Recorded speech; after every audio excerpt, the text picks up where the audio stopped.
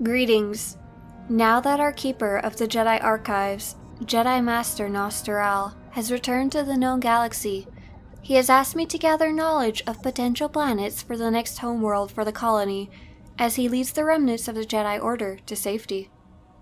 After hearing the tales of valiant and fallen Jedi on Ossus, my mind strays to Dantooine, which, much like Ossus, has gone through its own cycles of light and darkness. To relate this tale, I've recruited historian Azilori to share their knowledge of our former homeworld.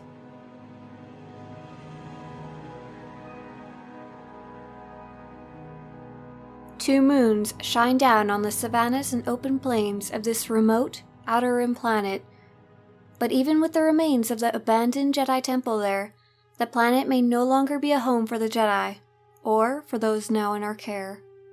Due to its isolated location and relative distance from the bustle of the core world trade routes, the planet has attracted settlers from all over the galaxy. Those that are looking to hide from authority, and those whom simply seek a simple life away from the war and chaos of the Republic or Imperial worlds. Long before Outlanders began to inhabit the world, the native, near-human Dantari species roamed free, strongly built and versatile folk specialized for foraging and hunting.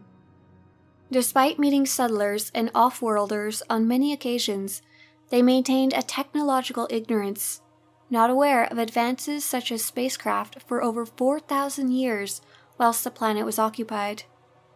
The species were not even developed enough for agricultural subsistence to be a way of living, using the most primitive weapons to hunt their prey, moving camps at the end of each day to keep traveling in the hopes of one day reaching their destination. The Dantooine landscape was split into several continents, interconnected by a series of delicate land bridges, southern areas generally being more mountainous in comparison to the plains of the north.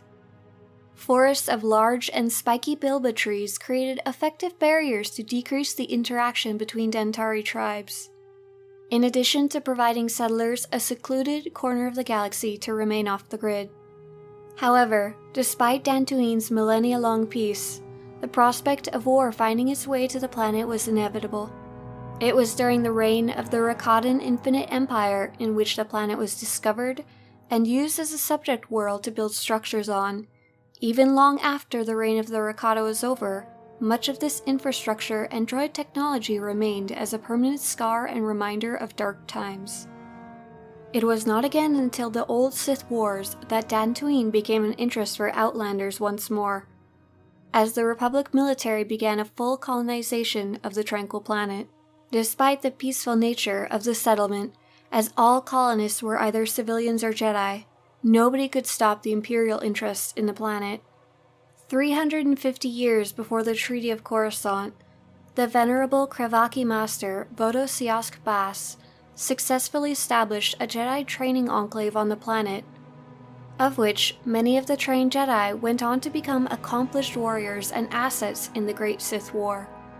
Much greatness and hope came as a result of the Jedi Enclave in the northern fields of Dantooine. However, equally, the institution became gradually notorious for the number of trained Jedi that eventually fell to the dark side. Most famous of these being the likes of Darth Revan, Exar Kun, and Darth Malak.